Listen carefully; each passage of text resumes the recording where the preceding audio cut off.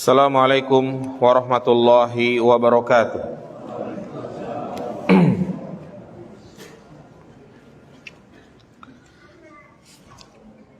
Innal hamdalillah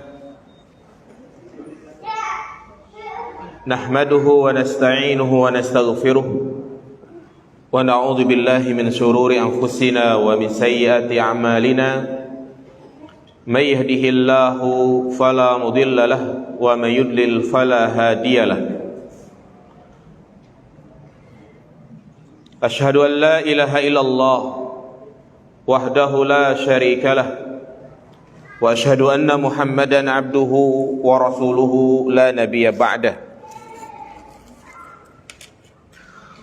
Allahumma salli ala Muhammad wa ala ali Muhammad.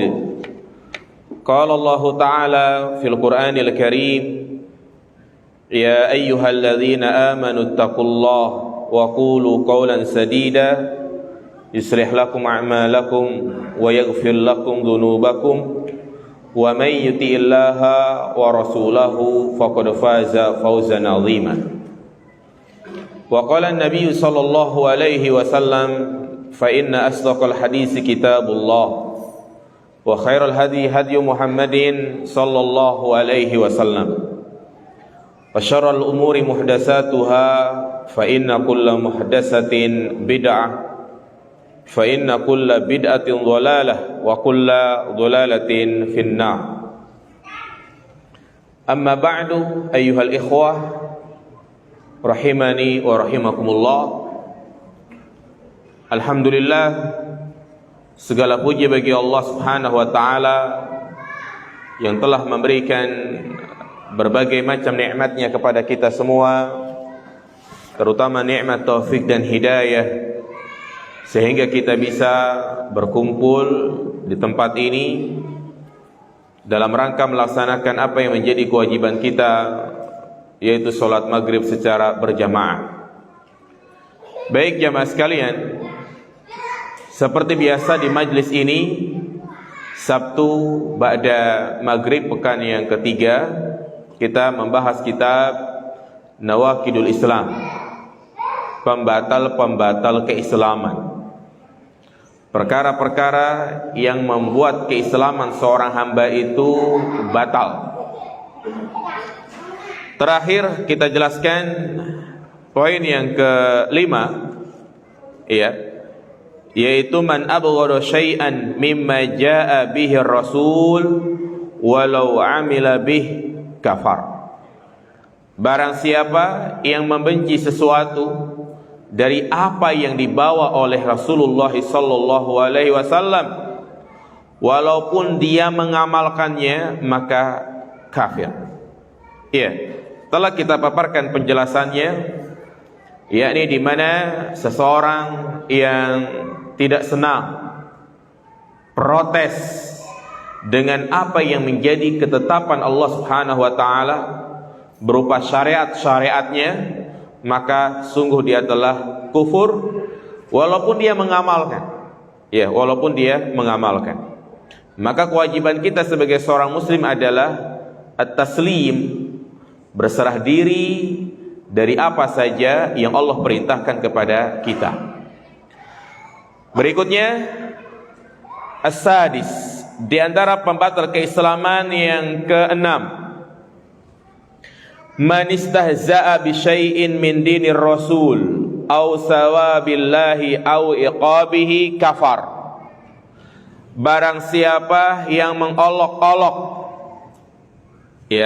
sesuatu dari agama Rasulullah sallallahu alaihi wasallam, atau pahala dari Allah, atau siksa dari Allah, maka sungguh dia telah kufur. Nah, jadi poin ini, bab ini menjelaskan bahwasanya mengolok-olok syariat Allah Subhanahu wa taala ini termasuk bentuk kekufuran. Dalilnya adalah surat At-Taubah ayat 70. Allah berfirman, "Qul abillahi wa ayatihi wa rasulihi kuntum tastahzi'un la ta'tadiru qad kafartum ba'da imanikum." Katakanlah, apakah kepada Allah, ayat-ayatnya dan Rasulnya kalian mengolok-olok? Tidak ada ampun, tidak ada uzur bagi kalian. Sungguh kalian telah kufur setelah iman kalian. Naam jamaah sekalian, ini di antara petaka lisan yang sangat berbahaya. Maksiat yang ditimbulkan dari lisan. Sembarangan dia berbicara, tidak berfikir atas apa yang menjadi akibat dari ucapan tersebut, maka bisa menjurus kepada kekufuran. Banyak sekali kita dapati di zaman sekarang orang-orang yang meremehkan sunnah Nabi Sallallahu Alaihi Wasallam, mengolok-olok orang-orang yang berusaha untuk menjalankan sunnah Nabi Sallallahu Alaihi Wasallam, memberikan gelar-gelar buruk kepada orang yang berusaha secara totalitas dalam menjalankan agama Allah. Iya. Makanya Nabi Shallallahu Alaihi Wasallam mewanti-wanti, memberikan peringatan, wa innal abda la yatakallamu bil kalimah min sukhtillah la yulki laha balan yahwi biha ila jahannam. Sesungguhnya ada di antara hamba yang dia berbicara dengan suatu kalimat min sukhtillah yang membuat Allah murka, kemudian dia tidak peduli, ya, dia tidak peduli atas apa yang dia ucapkan, dia masa bodoh, maka yahwi ila jahannam, dengan ucapannya tersebut menjerumuskan dia ke dalam neraka jahannam. Jaga lisan jamaah sekalian. Iya. Kadang dengan lisan seseorang bisa terjerumus ke dalam kesyirikan. Orang yang melakukan kesyirikan bukan hanya dengan perbuatan anggota badan, tetapi bisa juga syirik itu terjadi karena lisan. Seperti misalnya ucapan-ucapan yang terkadang kita tidak menyadarinya, ya, untung ada kamu, untung aja nggak hujan. Nah, ini kalimat-kalimat seperti ini, ya, sama saja dia menisbatkan kenikmatan yang dia dapat kepada selain Allah Subhanahu wa taala. Qul alhamdulillah, katakanlah alhamdulillah tatkala kita mendapatkan kenikmatan. Kadang tanpa sadar orang itu bersumpah dengan mengatakan demi Allah dan Rasulullah. Ini ucapan yang tidak boleh, cukup dia mengatakan demi Allah. Tidak sadar seorang protes dengan apa yang Allah tetapkan. Ya, andaikan saja tadi saya tetap di rumah, mungkin gak kehujanan kayak begini. Andaikan saja. Nah, ini kalimat andai, lau, ini bisa membuka seseorang terjerumus ke dalam kesyirikan. Itulah petaka-petaka lisan. Nah, di antara petaka lisan yang sangat berbahaya adalah istihza. Ya, istihza artinya mengolok-olok, mencemooh. Ya, ini arti dari makna istihza. Nah, yang dimaksud dengan istihza di sini yang bisa mengeluarkan pelakunya dari Islam adalah istihza biddin, mengolok-olok agama Allah, termasuk di dalamnya mengolok-olok Allah Subhanahu wa taala, mengolok-olok ayat-ayatnya, Rasulnya, syariatnya, dan mengolok-olok orang yang menjalankan syariat Allah Subhanahu wa taala. Dan ketahuilah jamaah sekalian, mengolok-olok agama Allah ini menyebabkan pelakunya keluar dari Islam, baik dalam keadaan serius maupun dalam keadaan bercanda. Maka yang namanya bercanda, tidak boleh kita membawa-bawa agama Allah Subhanahu wa taala. Syariat tidak bisa kita jadikan candaan. Kadang orang bermudah-mudah Ketika ada saudaranya yang berusaha menjalankan perintah Allah Subhanahu wa taala untuk menaikkan jubahnya, menaikkan celananya di atas mata kaki, dia mengatakan, ente emang kebanjiran. Iya, ente kekurangan bahan. Ini kalimat-kalimat istihza jamaah sekalian. Orang yang memelihara jenggot misalnya diberikan cap-cap yang buruk. Orang yang jenggotan itu teroris misalnya. Ini enggak boleh jamaah sekalian. Ciri teroris adalah orang yang berjenggot. Lagi bercanda. Ya, jenggot ente seperti kambing, naudzubillah. Ini ucapan-ucapan itu adalah bentuk istihza jamaah sekalian, enggak boleh. Ini bisa menjurus kepada kekufuran. Iya. Jika memang seseorang belum siap untuk menjalankan perintah Nabi SAW, maka jangan sampai dia mengucapkan kalimat-kalimat yang kotor dari lisannya. Ungkapan-ungkapan seperti misalnya orang yang berjenggot itu katanya orang yang bodoh. Karena semakin panjang jenggotnya, urat saraf otaknya itu ketarik katanya. Iya. Maka sama saja dia mencela Nabi SAW. Karena Rasulullah sendiri adalah orang yang berjenggot. Bahkan disebutkan kana Nabi SAW ahsana wajhan. Nabi SAW adalah orang yang paling bagus wajahnya, yang paling ganteng, dan Nabi jenggotan. Iya. Beranikah dia mengatakan Rasulullah bodoh? Naudzubillah. Ini kalimat-kalimat yang kadang orang mengucapkannya itu dalam keadaan bercanda. Sedang kajian, ceramah agar jamaah itu tertawa. Ya. Perhatikan. Dalil yang menyatakan orang ini bisa terjerumus ke dalam kekufuran, bisa kafir. Siapa yang bilang? Allah sendiri. Allah katakan tadi dalam surat At-Taubah ayat 65, Qul abillahi wa ayatihi wa rasuli kuntum tastahzi'un la ta'tadiru qad kafartum ba'da imanikum. Katakanlah, apakah kepada Allah, Rasulnya, ya, syariat-syariatnya kalian mengolok-olok? Tidak ada ampun, tidak ada maaf bagi kalian. Sungguh kalian telah kufur setelah iman kalian. Apa sebab turunnya ayat ini? Kenapa Allah Subhanahu wa taala turunkan ayat ini? Al-Imam Ibnu Jarir At-Tabari rahimallahu taala menyebutkan dalam tafsirnya, dia meriwayatkan dari sahabat Abdullah bin Umar. Sesungguhnya Abdullah bin Umar bercerita ketika Rasulullah dan para sahabatnya berangkat menuju Tabuk dalam rangka perang Tabuk.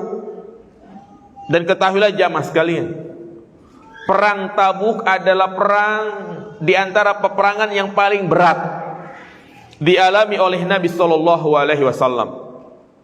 Karena jarak yang begitu jauh dari Madinah ke Tabuk itu jauh sekali jamaah sekalian.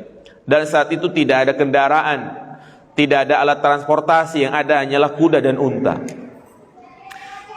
Dan yang juga yang membuat berat para sahabat untuk berangkat ke perang Tabuk, ya, karena saat itu mereka itu sedang panen. Ya, jadi mereka bertani dan sedang panen. Sehingga mereka harus meninggalkan harta benda mereka. Dan perjalanan menuju Tabuk pulang balik itu sekitar 2 bulan. Makanya ini perang yang paling berat. Baik. Nah, di tengah-tengah perjalanan ada seorang munafik. Dia berkata di tengah-tengah para sahabat, seraya mengatakan, ma ra'aina misla qurra'ana haula'i arghaba butunan wala akdzaba alsunan wala ajbana inda liqa. Dia mengatakan, tidaklah kami melihat semisal qurra, itu para sahabat, melainkan mereka adalah orang yang paling buncit perutnya, orang yang paling dusta lisannya, orang yang paling pengecut ketika bertemu dengan musuh. Ini orang munafik mengatakan seperti itu. Maka ada seorang sahabat yang bernama Auf bin Malik. Dia sangat marah seraya mengatakan, kadzabta walakinnaka munafik, la ukhbiranna dzalika ila Rasulillah sallallahu alaihi wasallam. Engkau telah berdusta, sesungguhnya engkau adalah munafik. Aku akan kabarkan apa yang kau ucapkan tersebut kepada Nabi sallallahu alaihi wasallam. Fadzahaba Aufun liyukhbirahu. Maka Aufun datang kepada Nabi sallallahu alaihi wasallam untuk mengabarkan apa yang diucapkan oleh orang-orang munafik. Ternyata ayat tentang istihza pun diturunkan. Nah, akhirnya ya, orang ini dalam keadaan takut, karena Allah katakan qad kafartum ba'da imanikum, sungguh telah kufur. Akhirnya orang munafik tadi pun mengejar Rasulullah SAW. Faja'a dzalika ar-rajul ila Rasulillah. Dia kejar Rasulullah, dan saat itu Rasulullah qad irtahala wa raqiba naqatahu. Nabi sudah naik ke atas untanya. Ditarik-tarik sama orang ini. Ya. Orang ini malah mengatakan, ya Rasulullah, innama kunna nakhudu wa nal'ab wa natahaddas hadisar raqbi naqtau bihi 'anna at-tariq. Ya Rasulullah, apa yang aku ucapkan itu hanya candaan aja, gak serius. Ya, karena kami itu di jalan merasakan kepenatan, bosan. Makanya kami ucapkan seperti itu untuk menghilangkan rasa capek. Faqala Nabi sallallahu alaihi wasallam. Nabi pun mengatakan kepadanya dengan membawakan firman Allah Subhanahu wa taala. Allah mengatakan, wala in sa'altahum la yaqulunna innama kunna nakhudu wa nal'ab. Ketika engkau bertanya kepada mereka, mereka mengatakan kami hanya bercanda, kami hanya bermain-main. Iya, ini asbabun nuzul. Kenapa Allah turunkan ayat tentang istihza? Ya, karena itulah ulah orang-orang munafik. Ya, walaupun tujuannya itu bercanda, main-main, maka tidak diperbolehkan. Maka ayat ini, yaitu surat apa tadi? At-Taubah ayat 65, ya, menjelaskan kepada kita tentang larangan dan bahaya istihza. Dalam ayat ini Allah Subhanahu wa taala ya menjelaskan bahwasanya istihza, orang yang suka mengolok-olok agama Allah Subhanahu wa taala, ini termasuk perangainya orang-orang munafik. Termasuk perangainya orang-orang munafik. Dan ingat, tidaklah Allah Subhanahu wa taala menyebut tentang ya sifat kemunafikan di dalam Al-Qur'an, melainkan kita diperintahkan untuk meninggalkannya. Begitu banyak ayat-ayat yang menjelaskan tentang perangai-perangai kemunafikan. Karena bahayanya mereka. Ya. Bahkan lebih banyak ayat-ayat yang menjelaskan tentang kemunafikan daripada ayat-ayat tentang berbicara tentang iman. Seperti misalnya di dalam surat Al-Baqarah, ya. Yang paling banyak Allah sebutkan adalah sifat orang-orang munafik. Karena tipu daya mereka itu lebih berbahaya daripada orang kafir.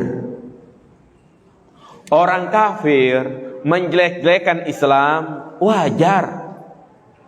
Memang mereka bukan bagian dari Islam dan mereka adalah orang kafir. Ya, tetapi menjadi permasalahan di sini adalah orang yang mencela Islam, menjelek-jelekan Islam adalah dari orang Islam itu sendiri. Bahkan dia mendapatkan gelar doktor, profesor dari Universitas Islam. Bahkan dia ditokohkan. Bahkan ketika dia tampil di televisi, kemudian tertulis di bawahnya cendekiawan Muslim, tokoh Islam. Tetapi ternyata apa yang beliau sampaikan itu, ya, menjelek-jelekan Islam, menjelek-jelekan syariat Islam. Ini bahaya yang pertama jamaah sekalian, yakni mengolok-olok agama Allah. Itu termasuk perangainya orang-orang munafik. Kemudian yang kedua, Allah katakan di sini qad kafartum. Istihza itu menyebabkan kepada kekufuran. Berkata Imam Ibnu Qudamah, man sabballaha ta'ala faqad kafar, sawa'un kana mazihan aw jadan, wa kadzalika man istahza'a billahi wa ayatihi aw rasulih. Barang siapa yang mencela Allah maka sungguh dia telah kufur, baik dalam keadaan bercanda maupun serius. Demikian pula orang-orang yang mengolok-olok Allah, ayat-ayatnya dan Rasulnya, maka dia juga telah kufur. Demikian pula yang disampaikan oleh Syekhul Islam Ibn Taimiyah dalam kitabnya Sharimil Maslul. Beliau mengatakan annal istihza'a billahi wa ayati wa bi rasulik kufrun, wa qad dallat hadhil ayatu ala anna kullaman tanaqqasa Rasulullah SAW zadan aw hazila kafar. Jadi ayat-ayat yang menjelaskan tentang mengolok-olok agama Allah bisa menjerumuskan kepada kekufuran itu sangatlah banyak. Artinya sangat jelas bagi kita bahwa itu termasuk perbuatan yang terlarang. Kemudian jamaah dirahmati Allah Subhanahu wa taala, setelah kita mengetahui bahayanya istihza, maka untuk lebih jelas kita sebutkan contoh-contoh bentuk-bentuk istihza fid din. Bentuk-bentuk istihza di dalam agama. Yang pertama, istihza billah, yaitu mengolok-olok Allah Subhanahu wa taala. Termasuk mengolok-olok agama Allah Subhanahu wa taala, yaitu misalnya dia menyamakan antara sifat Allah dengan sifat makhluk. Seperti mereka yang mengingkari turunnya Allah Subhanahu wa taala ke langit dunia. Padahal Ahlus Sunnah wal Jamaah mengimani bahwasanya Allah turun ke langit dunia. Yang turun itu bukan hanya rahmatnya, tapi Allah juga turun. Ada sebagian yang mengatakan, coba pikir pakai logika, kalau Allah turun ke langit dunia, berarti aras kosong dong. Kemudian bumi itu kan bulat, siang malamnya silih berganti. Antara timur barat itu kan berbeda-beda malamnya. Berarti Allah turun terus-terusan. Nah ini dia mengatakan seperti itu, sama saja menyamakan sifat Allah dengan sifat makhluk. Menyamakan sifat Allah dengan sifat makhluk. Apa sih susahnya kita mengatakan Allah turun ke langit dunia? Turunnya Allah berbeda dengan makhluknya. Kenapa kita mengimani sifat-sifat yang lain? Kita mengimani Allah mendengar, Allah melihat, Allah mengetahui. Kita mengimani itu semua. Padahal manusia juga punya sifat melihat. Manusia punya sifat mendengar atau tidak? Naam. Sama-sama punya sifat mendengar. Allah punya sifat mendengar. Cuma hakikatnya saja yang apa? Yang berbeda. Lalu apa susahnya kita mengatakan Allah turun ke langit dunia? Hanya saja turunnya Allah berbeda dengan makhluknya. Penentangan terhadap sifat tersebut itu berangkat karena dia ingin menyerupakan antara sifat Allah dengan sifat makhluk. Demikian pula yang kedua, istihza kepada ayat-ayat Al-Quran. Seperti ucapan sebagian orang yang mengatakan bahwasanya hukum-hukum yang ada di dalam Al-Quran itu sudah tidak relevan lagi di zaman sekarang. Had-had hukuman bagi orang yang melakukan tindakan kriminalitas itu bertentangan dengan hak asasi manusia. Nah itu termasuk bentuk apa? Istihza jamaah sekalian. Kemudian juga istihza kepada Rasulullah SAW. Istihza kepada istri-istri Rasulullah SAW. Istihza kepada para sahabiah, para sahabat Nabi SAW. Seperti misalnya orang-orang Syiah, Ar-Rafidah, Mereka selalu mengolok-olok para sahabat. Bahkan mereka menggelari Aisyah radhiyallahu taala anha dengan gelar Ummus Syayatin atau Ummus Syurur, ibunya syaitan kata mereka. Ya, ibunya artinya sumber keburukan, ya, sumber kejelekan. Ini makanya mereka itu, ya, kerjaan mereka adalah mencela para sahabat, karena mereka jadikan celaan kepada para sahabat itu bagian dari bentuk ibadah. Iya, Ahlus Sunnah menghormati para sahabat, memuliakan para sahabat. Ini perbedaan yang sangat nyata antara manhaj Ahlus Sunnah dengan manhaj Syiah Ar-Rafidah. Makanya kedua kelompok ini tidak akan mungkin bersatu. Artinya Ahlus Sunnah, Syiah nggak mungkin bersatu, karena prinsipnya berbeda. Iya, kita meyakini bahwasanya mencela para sahabat ini termasuk bentuk kekufuran, sementara mereka mengatakan mencela sebagian sahabat itu bagian dari apa? Ibadah. Tidak jarang kita dapati ketika mereka melakukan ziarah ke kuburan Rasulullah, Abu Bakar, Umar, bukan mereka mengucapkan salam, bukan mereka memohonkan ampun, tetapi malah mereka membaca Allahumma al'an bisonamai Quraisy wa bintaihima. Ya Allah, laknatlah dua patung Quraisy dan kedua putrinya. Dua patung Quraisy yang mereka maksud adalah Abu Bakar dan Umar, dan yang dimaksud dengan kedua putrinya adalah siapa? Aisyah dan Hafsah. Ini termasuk bentuk apa? Istihza. Kemudian juga di antara bentuk istihza adalah istihza, ya, yaitu mengolok-olok syariat Allah Subhanahu wa taala.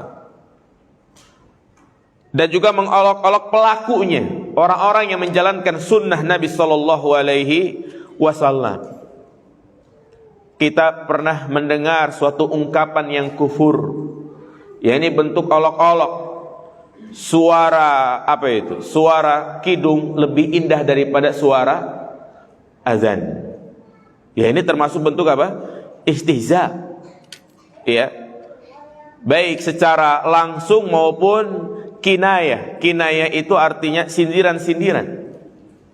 Ya, seperti ungkapan-ungkapan, ya, apa namanya? Kenapa kamu enggak memakai jilbab? Kemudian dia mengatakan, aku ingin jilbabin hati dulu. Jadi yang dia pengen tutup adalah hatinya dulu, baru kepalanya gitu. Nah, ini termasuk bentuk apa? Istighfar. Iya.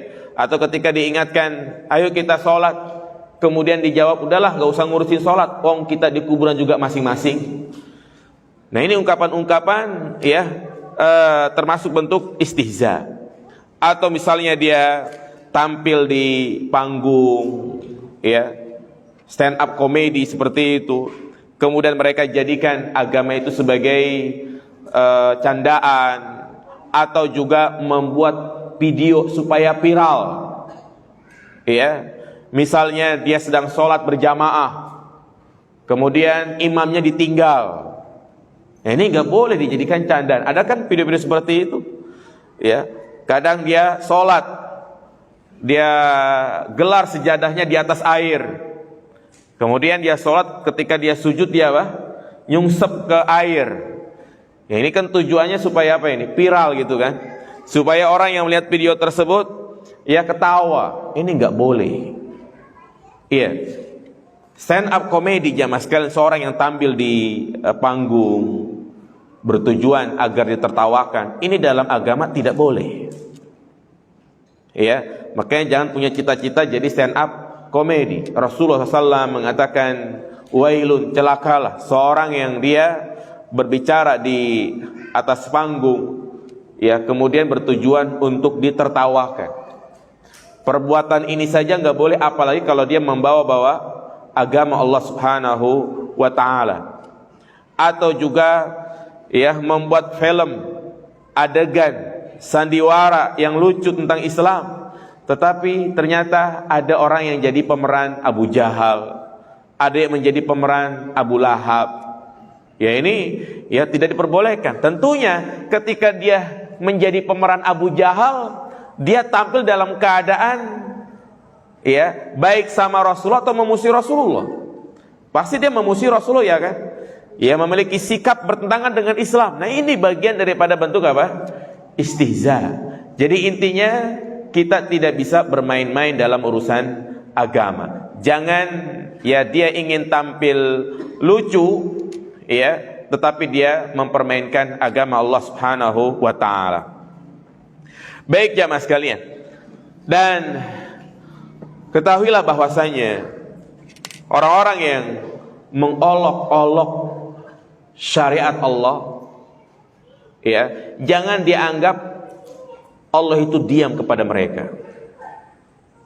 Sekali lagi, ya, mungkin sekarang tatkala kita mendengar ada orang yang mengolok-olok agama Allah, kita itu merasa sedih, ya, merasa pengen mukul aja gitu rasanya, ya kan?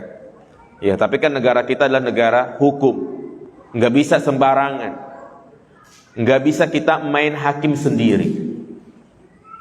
Maka yakinlah orang-orang seperti ini, ya, orang-orang yang selalu mengolok-olok, mencela orang-orang yang berusaha untuk menjalankan sunnah Nabi SAW, memberikan gelar-gelar buruk, tunggu azab Allah akan menimpa mereka.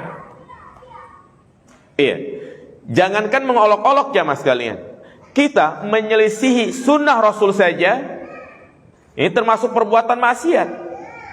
Allah Subhanahu wa taala mengatakan dalam Al-Qur'an, "Falyahdzaril ladzina yukhalifuna an amri an tusibahum fitnah aw yusibahum azabun alim."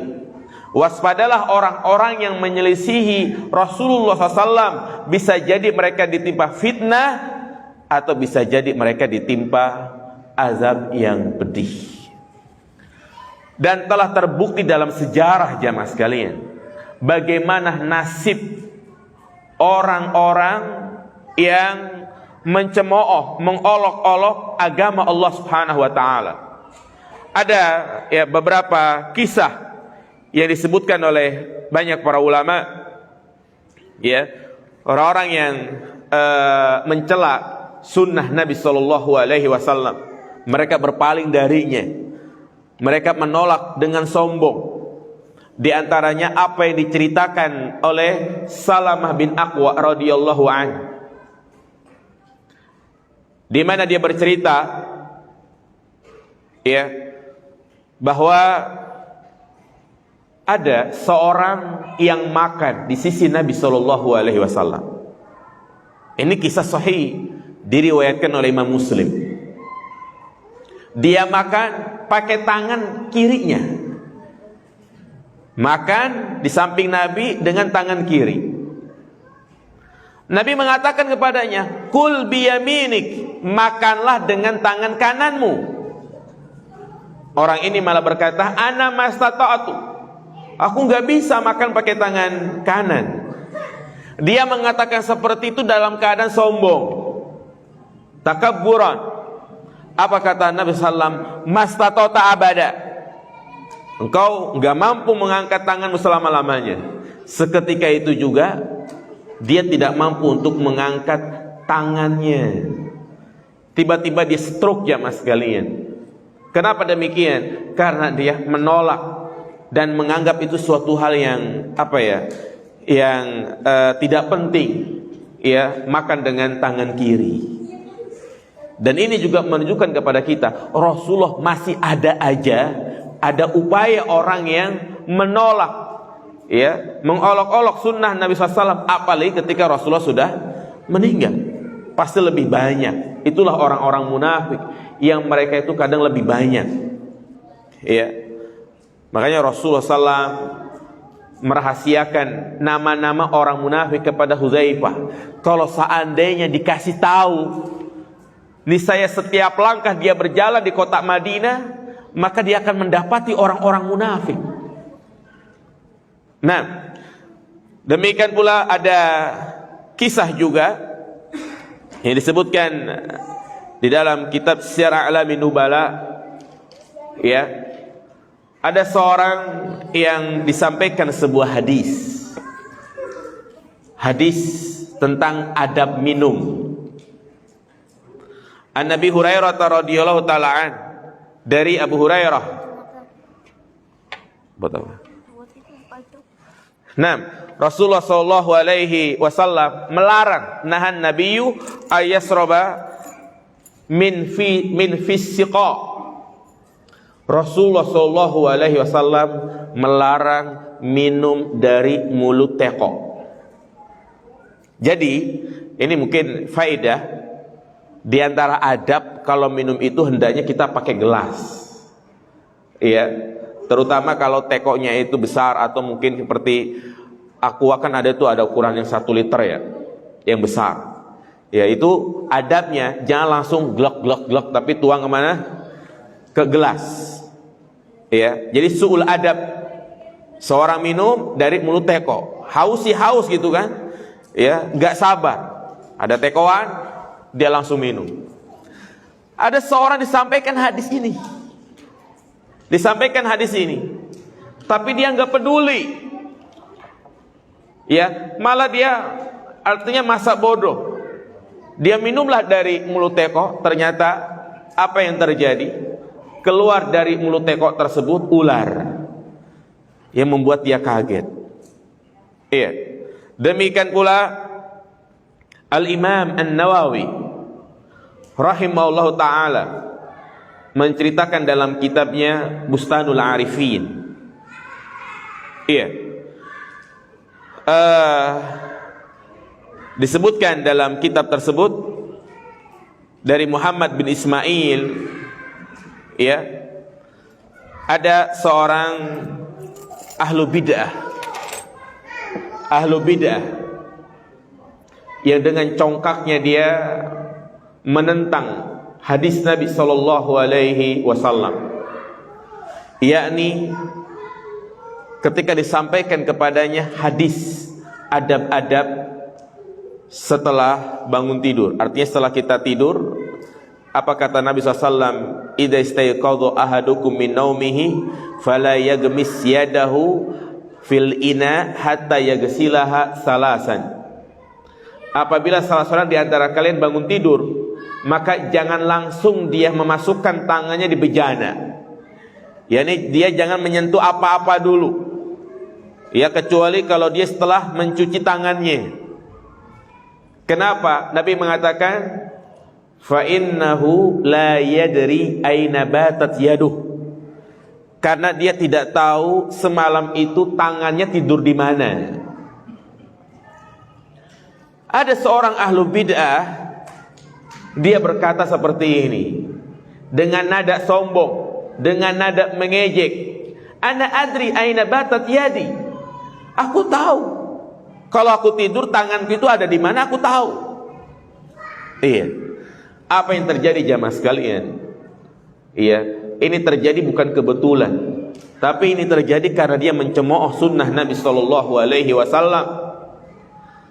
Keesokan harinya dia bangun tidur, ternyata qad dakhala yaduhu duburahu ila dhira'i. Tangannya itu masuk ke duburnya sampai ke sikutnya. Bayangkan jamaah sekalian, tangannya masuk ke duburnya sampai ke sampai ke sikutnya. Iya. Makanya dia kaget mendapati hal seperti itu. Nah, ini disebabkan karena dia mencemooh hadis Nabi sallallahu alaihi wasallam. Ya, makanya di zaman sekarang ini, ya Allah, ya, berat memang untuk menjalankan sunnah Nabi. Iya. Dan itulah memang yang diperintahkan dalam agama, agar kita masuk Islam secara kafah. Udkhulu fisilmi kafah. Menjalankan Islam secara totalitas, berusaha untuk mengikuti atas segala apa yang diperintahkan oleh Nabi sallallahu alaihi wasallam. Dan memang Nabi juga sudah mewanti-wanti, ya, sudah menyampaikan al-mutamassiku yauma idzin kal qabidi 'alal jumar. Orang yang berpegang teguh dengan sunnahku, yakni dia totalitas dalam beragama, itu seperti dia megang bara api. Kita megang bara api panas, ya. Demikian pula orang yang menjalankan sunnah Nabi SAW di zaman sekarang ini panas, tapi dia harus bersabar, Kalau dia lepas, maka bara api tersebut akan menjadi bara api neraka. Nah, dan Nabi memberikan kabar gembira, fatuba lil ghuraba, berbahagialah bagi mereka yang asing. Dan sekarang sudah nyata ketika seorang menjalankan sunnah Nabi SAW dalam keadaan asing. Seperti di masyarakat kita, orang yang cadaran, padahal itu bagian dari syariat Allah, perintah Allah Subhanahu wa taala. Iya, tetapi masyarakat kita menganggap itu suatu hal yang aneh. Iya, ada orang cadaran belanja di pasar, kadang pandangan itu memandang dia dalam keadaan sangat sinis. Ya, sampai pernah gitu kan, ketika saya berjalan sama istri, ya belanja, itu ada anak-anak ngatain, bahkan bilang ghost, apa itu ghost artinya? Dibilang hantu gitu. Ya, padahal itu bagian dari syariat Allah, dan kita berada di mana? Di negara Islam. Iya. Apalagi ditambah dengan berita-berita tindakan teroris gitu ya. Ya, dan juga banyak orang oknum-oknum yang melakukan keburukan melalui dia memakai cadar. Ya, demikian pula orang memakai jilbab besar, demikian pula orang yang berusaha untuk memelihara jenggot. Di sebagian tempat kerja nggak boleh orang melihara apa? Jenggot. Padahal manajernya, kepala kantornya itu seorang muslim, tapi fobia dengan sunnah-sunnah seperti itu. Iya. Dan memang kebiasaan orang yang seperti ini sudah ada sejak zaman Nabi SAW. Jangankan Nabi sudah tidak ada, ya, Nabi masih ada saja, masih banyak orang-orang yang menolak hadis Nabi SAW. Juga ada satu kisah, ya, bagaimana nasib orang yang mengolok-olok hadis Nabi SAW. Diceritakan oleh Al-Imam Ibnu Katsir dalam kitabnya Al-Bidayah wa Nihayah. Ya, kitab yang sangat bagus sekali. Kitab tentang sejarah dan penyusunan yang sangat bagus sekali, di mana dia menceritakan kejadian-kejadian tahun per tahun. Di antara kejadian yang beliau sebutkan terjadi pada tahun 665 Hijriah. Tahun 665 Hijriah. Dikisahkan oleh Qutbuddin Al-Yunaini. Iya, ada seorang tokoh Syiah Ar-Rafidah, yang kita tahu bahwasanya orang Syiah itu tadi sangat benci kepada siapa? Aisyah. Sehingga hadis-hadis yang diriwayatkan oleh Aisyah radhiyallahu taala anha dia tolak. Bahkan bukan hanya dia tolak, tapi dia olok-olok. Di antara hadis yang dia dengar, yang disampaikan kepadanya adalah hadis tentang siwak. Apa kata Nabi SAW? As-siwaku madharatun lil fam wa maradatun lirrabbi. Siwak itu bisa membersihkan mulut dan bisa meraih keridhaan Allah Subhanahu wa taala. Iya, hadis ini diriwayatkan oleh Aisyah radhiyallahu taala. Ketika disampaikan hadis tersebut, orang ini mengatakan apa? Wallahi mastaq illa fil makhraj. Demi Allah ini siwak. Ini siwak. Dia sampaikan di hadapan orang banyak. Ini siwak. Lihat ini. Ya, aku akan gunakan siwak ini untuk menggosok-gosok pantatku, katanya. Dan dia praktekkan siwak itu, dia gosok-gosok pantatnya, ya, dalam rangka untuk menghina sunnah Nabi SAW. Apa yang terjadi? Apa yang menimpa dia setelah itu, jamaah sekalian? Ya, disebutkan oleh Imam Ibnu Katsir, setelah itu dia hamil. Padahal laki-laki, suatu hal yang mustahil. Dia hamil selama 9 bulan. Dan di masa kehamilan tersebut dia merasakan sakit yang sangat luar biasa. Setelah 9 bulan pun dia pun melahirkan, dari duburnya keluar bayi yang berkepala ikan. Iya. Dan dia pun mengatakan, hadzal ladzi qata'at amyai. Ini nih yang memotong-motong isi perutku. Maka tidak lama dari itu dia pun meninggal dunia. Iya, ini kisah sahih jamaah sekalian, tidak mengada-ngada, bukan dongeng semata. Ya, kisah-kisah seperti ini banyak disampaikan oleh para ulama ketika menjelaskan tentang ancaman orang-orang yang mengolok-olok agama Allah Subhanahu wa taala. Iya, kepada mereka yang suka mencela sunnah Nabi SAW, maka hendaknya dia bertaubat jamaah sekalian. Iya, jika memang dia belum siap untuk menjalankan sunnah tersebut, setidaknya iya, dia dukung atau dia berdoa untuk dirinya agar dimudahkan untuk menjalankan sunnah itu. Dan juga jangan sedih ketika ada orang yang membuat karikatur Rasulullah SAW, yang menghina Nabi SAW, yang kita lihat tidak dihukum, ya kan, tidak dipenjara. Ya, kadang kita merasa kesel gitu kan. Sabar jamaah sekalian, janji Allah ya pasti benar. Walaupun dia di dunia selamat, tetapi nanti di akhirat dia akan mendapatkan siksaan yang amat pedih kalau dia tidak bertaubat. Iya, makanya doa yang terbaik kepada mereka yang mencela, menghina Nabi SAW, kita berdoa agar dia mendapatkan apa? Hidayah. Nah, karena Rasulullah terjaga, ya, maksum di sini terjaga baik ketika beliau masih hidup ataupun sudah meninggal. Usaha-usaha orang-orang yang menghina Nabi SAW, ya, kebanyakan mereka itu berakhir dengan tragis, ya, dengan tragis. Itulah janji Allah Subhanahu wa taala. Tadi Allah mengatakan, "Falyahdharil ladzina yukhalifuna an amri an tusibahum fitnah aw yusibahum azabun alim." Iya. Jadi itu jamaah dirahmati Allah Subhanahu wa taala, ya, tentang pembatal keislaman yang keberapa?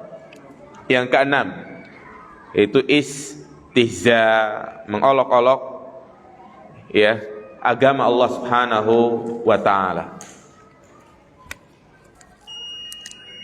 Pas. Yang ada pertanyaan nanti disampaikan pada sholat Isya. Silahkan ditulis pertanyaannya.